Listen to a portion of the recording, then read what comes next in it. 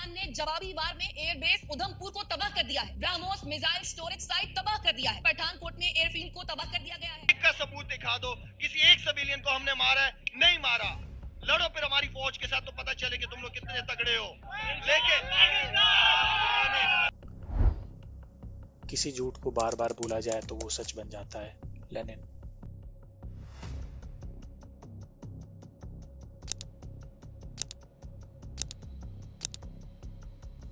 India से हुए heavy damages के बावजूद पाकिस्तान ये नैरेटिव फैलाने में काफ़ी हद तक सक्सेसफुल रहा कि कैसे उन्होंने इंडिया को वॉर में हरा दिया, कैसे उन्होंने इंडिया को काफ़ी हैवी डैमेजेस पहुंचाए हैं। और उनका ये नैरेटिव ना सिर्फ उनके डोमेस्टिक मीडिया ने बल्कि इंटरनेशनल मीडिया ने भी खूब पब्लिश किया।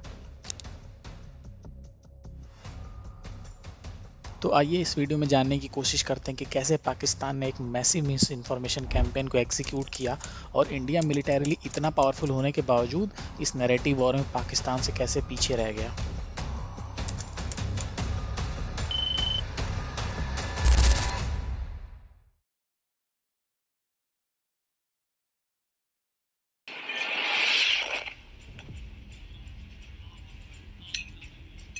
ऑपरेशन सिंदूर के दौरान इंडिया ने पाकिस्तान में टेररिस्ट लॉन्च पैड्स पे प्रिसाइज स्ट्राइक्स की, जिसको पूरी दुनिया ने देखा। इसके तुरंत बाद पाकिस्तान ये झूठ फैलाने में लग गया कि इंडिया सिविलियन एरियाज में बॉम्बिंग कर रहा है। शायद पाकिस्तान में सिविलियन और टेररिस्ट में ज़्यादा डिफरेंस नहीं है। फिर पाकिस्तान इंडिया के खिलाफ एक मैसिव स्केल पे प्रोपेगेंडा कैंपेन लॉन्च करता है, जिसको वहाँ की ISPR और उसके मीडिया आउटलेट्स एक वेल कोऑर्डिनेटेड तरीके से एग्जीक्यूट कर रहे थे। और इनके क्लेम्स का तो पूछना ही नहीं था। Pakistan army officially fake claims कर रही थी कि जैसे पाकिस्तान ने राफेल गिरा दिया है, इंडियन पायलट्स को कस्टडी में ले लिया गया है। At least 2 more Indian fighter jets, these are Rafales, according to the government of Pakistan, have been shot down. A female pilot had been taken into custody. में से एक का भी प्रूफ ये नहीं दे पाए हैं आज तक। Where's the evidence for that, sir? It's all over the social media. और इनके मिस इन्फॉर्मेशन कैंपेन इतने एग्रेसिव थे कि 2000 से भी ज्यादा पाकिस्तानी अकाउंट सेम टाइम पे वेल कोऑर्डिनेटेड तरीके से हर 30 से 40 मिनट में एक एंटी इंडिया पोस्ट कर रहे थे, जो कि काफी होता है किसी पोस्ट को ट्रेंडिंग पे लाने के लिए। इधर इंडियन गवर्नमेंट भी PIB जैसी एजेंसीज के द्वारा इन पोस्ट्स को फैक्ट चेक करने में लगी हुई थी, पर इशू ये था कि जब तक एक पोस्ट की फैक्ट चेकिंग होती थी तब तक 4 नए फेक पोस्ट आ जाते थे जो कि ट्रेंडिंग पे होते थे।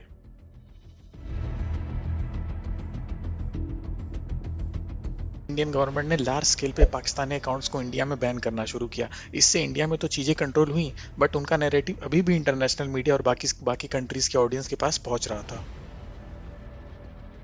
अब आप ये सोच रहे होंगे कि ये पाकिस्तान जैसा देश आखिर ये सब कर कैसे सकता है, तो इसका आंसर है ISPR, inter services public relations. ये पाकिस्तान आर्म्ड फोर्सेस की media and public relation wing है। सिंपल टर्म्स में प्रोपेगेंडा मशीनरी है। पाकिस्तान की पूरी डोमेस्टिक मीडिया को ये डायरेक्टली कंट्रोल करता है और इसका एनुअल बजट भी है 2 बिलियन पाकिस्तानी रुपीस। इनका काम ही है पूरी दुनिया में एंटी इंडिया और प्रो पाकिस्तान नैरेटिव को एक्सपोर्ट करना। इनके बाकी इंटरनेशनल मीडिया आउटलेट्स जैसे कि टर्किश TRT वर्ल्ड और कतर की अल जजीरा के साथ भी काफ़ी अच्छे और स्ट्रेटजिक रिलेशंस हैं, जिसकी वजह से ये मीडिया आउटलेट्स बिना किसी सेकंड थॉट के पाकिस्तानी प्रोपेगेंडा को पब्लिश करते हैं। फिर ये न्यूज़ वेस्ट में पहुंचता है और वेस्ट की ऑडियंस के दिमाग में एक एंटी इंडिया परसेप्शन क्रिएट करता है।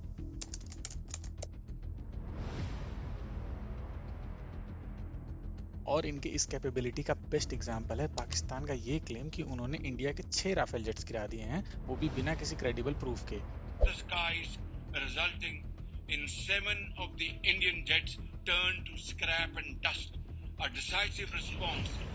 ISPR ने इसको अपने मीडिया चैनल्स, बॉट अकाउंट्स और कुछ क्रिकेटर्स के थ्रू इतना स्प्रेड कर दिया कि लोगों ने तो इसे सच ही मान लिया। पाकिस्तान के अंदर इससे पाकिस्तान एयरफोर्स की बड़ी विक्ट्री बताया गया और इंडिया को ट्रोल करने के लिए फुल फेस्टिवल सीजन चालू हो गया। देखो देखो पाकिस्तान ने इंडिया के राफेल गिरा दिए। और अभी तक इनके क्रिकेटर्स और सेलिब्रिटीज हर जगह 6-0 चिल्लाते रहते हैं और पाकिस्तान की पब्लिक को भी ये चूरन खूब पसंद आता है। और पाकिस्तानी एस्टेब्लिशमेंट अपनी डोमेस्टिक ऑडियंस को भी जम के ब्रेन वॉश कर रही है। इन्होंने पाकिस्तान में बच्चों को पढ़ाई जाने वाली टेक्स्ट बुक में पाकिस्तान इंडिया वॉर ऑफ 2025 का एक नया चैप्टर ऐड कर दिया, जिसमें ये बता रहे हैं कि इंडिया एक एग्रेसर था, पाकिस्तान ये वॉर जीत गया, the Pakistan armed forces responded with great courage and professionalism. और वहाँ की पब्लिक में जीत का परसेप्शन क्रिएट करने के लिए आसिम मुनीर को प्रमोट करके फील्ड मार्शल बना दिया गया। General Asim Munir has promoted himself. He is now Field Marshal Asim Munir. For what?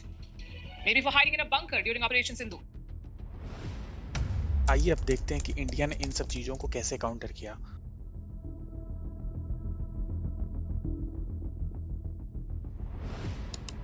World की फोर्थ लार्जेस्ट इकोनॉमी और $80 बिलियन से भी ज़्यादा का डिफेंस बजट होने के बावजूद इंडिया के पास एक भी इंटरनेशनल लेवल की ऐसी ऑर्गेनाइजेशन नहीं है जो इंडिया का नैरेटिव वर्ल्ड स्टेज पे पुश कर सके, और जिसकी कमी ऑपरेशन सिंदूर के दौरान साफ तौर पर देखी गई। इंडिया का फोकस सिर्फ मिस इन्फॉर्मेशन को रोकने तक सीमित रहा, जबकि पाकिस्तान ने पूरी एक स्ट्रेटजी के तहत मीडिया, सोशल मीडिया टूल्स और इंटरनेशनल नेटवर्क का यूज करके अपना anti India narrative global level तक फैला रहा था। जहां एक तरफ पाकिस्तान लगातार फेक न्यूज़ पे फेक न्यूज़ फैलाया जा रहा था, उसी तरफ इंडिया का कम्युनिकेशन रिस्पांस इतना लिमिटेड था कि इस बात का अंदाजा आप इसी बात से लगा सकते हैं कि इंडियन आर्मी के ऑफिशियल ट्विटर अकाउंट ADGPI के द्वारा जितनी पोस्ट ऑपरेशन सिंदूर के दौरान की गई, उससे कहीं ज़्यादा पोस्ट इन्होंने योगा डे पर की हैं। और इंडियन आर्म फोर्सेस का 15% ऑफ द टाइम सिर्फ पाकिस्तान के द्वारा फैलाई जा रही फेक नैरेटिव्स को काउंटर करने में जा रहा था। एक्सपर्ट्स के मुताबिक इस कॉन्फ्लिक्ट में इंडिया एक क्लियर विनर था, क्योंकि इंडिया ने अपने मिलिट्री ऑब्जेक्टिव्स को बहुत ही आसानी से अचीव किया।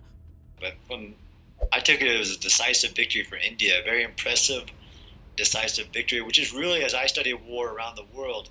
लेकिन इंडिया ने इंटरनेशनल नैरेटिव पर कंट्रोल खो दिया, क्योंकि इंडिया की स्ट्रेटजिक कम्युनिकेशन एफर्ट्स काफ़ी डिलेड और इनएडिक्वेट थी। सिंपल वर्ड्स में, India won the war on ground but lost the story online. जहां इंडिया स्ट्रगल कर रहा था, वहीं इजराइल ने कम्युनिकेशन को एक कॉम्बैक्ट फंक्शन की तरह यूज किया। इजराइल के IDF स्पोक्सपर्सन्स यूनिट ने ऑपरेशन आयरन स्वर्ड्स के दौरान minute by minute updates, visuals, maps और वेरीफाइड स्ट्राइक डेटा के साथ ग्लोबल मीडिया को सैचुरेट कर दिया। इससे पहले कि कोई अपना एंटी इजराइल नैरेटिव मार्केट में पहुंचा पाता, इजराइल ऑलरेडी नैरेटिव वॉर को डोमिनेट कर रहा था। ये यूनिट इजराइल की ग्लोबल इमेज बनाने और कॉन्फ्लिक्ट्स के दौरान नेगेटिव नैरेटिव्स को काउंटर करने में एक बेहद इंपॉर्टेंट रोल निभाती है। ऑपरेशंस के समय यह unit real time updates, videos और इंटेलिजेंस हाइलाइट्स जारी करती है, ताकि इजराइल के मिलिट्री एक्शंस को प्रिसाइज, जस्टिफाइड और डिफेंसिव दिखाया जा सके। इसका सोशल मीडिया प्लेटफॉर्म्स जैसे ट्विटर, फेसबुक, इंस्टाग्राम, यूट्यूब पर बहुत ही स्ट्रॉन्ग प्रेजेंस है, जिससे ये सीधे ग्लोबल ऑडियंस तक अपना नैरेटिव पहुंचाते हैं। इसी डिजिटल स्ट्रेटजी की वजह से गाजा पर की गई एयर स्ट्राइक्स और सिविलियन कैजुअलिटीज के बावजूद इजराइल दुनिया के सामने अपनी बात इस तरह रखता है कि उसे इंटरनेशनल कम्युनिटी, खासकर USA से बहुत ही बड़ा सपोर्ट मिलता है।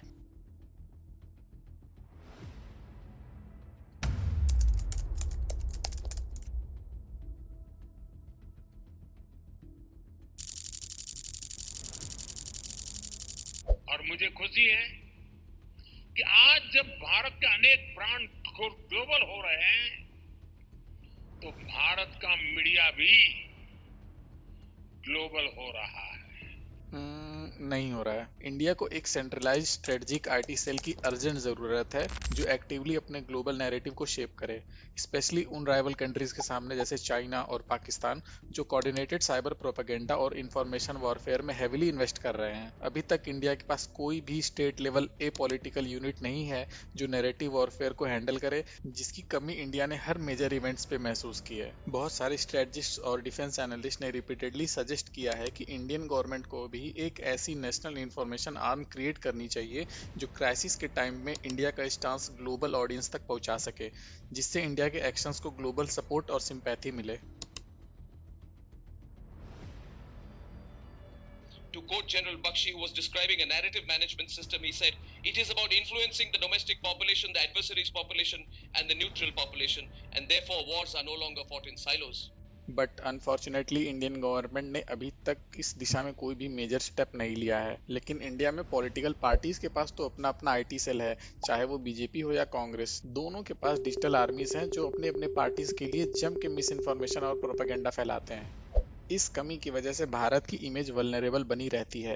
देश के अंदर पॉलिटिकल कम्युनिकेशन तो हाईली इवॉल्व्ड है, लेकिन ग्लोबल कम्युनिकेशन अभी ब्यूरोक्रेटिक, रिएक्टिव और सिर्फ इंग्लिश सेंट्रिक है, जो MEA या PIB की फॉर्मल स्टेटमेंट्स तक सीमित रहता है, जिसका आम जनता और ग्लोबल ऑडियंस पर कोई भी असर नहीं होता। अगर इंडिया ने इंफॉर्मेशन वॉरफेयर के इस एज में खुद का नैरेटिव कंट्रोल नहीं किया, तो ग्लोबल ऑडियंस हमारे राइवल्स के पर्सपेक्टिव के थ्रू ही इंडिया को समझेगी। एक पॉलिटिकल स्ट्रेटजिक IT सेल ही वो मिसिंग इंफ्रास्ट्रक्चर है जो इंडिया की सॉफ्ट पावर, सिक्योरिटी और डिप्लोमेसी को इंटीग्रेट कर सकता है। It is very much clear कि अगर इंडिया को एक मेजर इकोनॉमिक और मिलिट्री पावर बनना है, तो इस नैरेटिव वॉर की रेस में इंडिया पीछे होना बिल्कुल भी अफोर्ड नहीं कर सकता।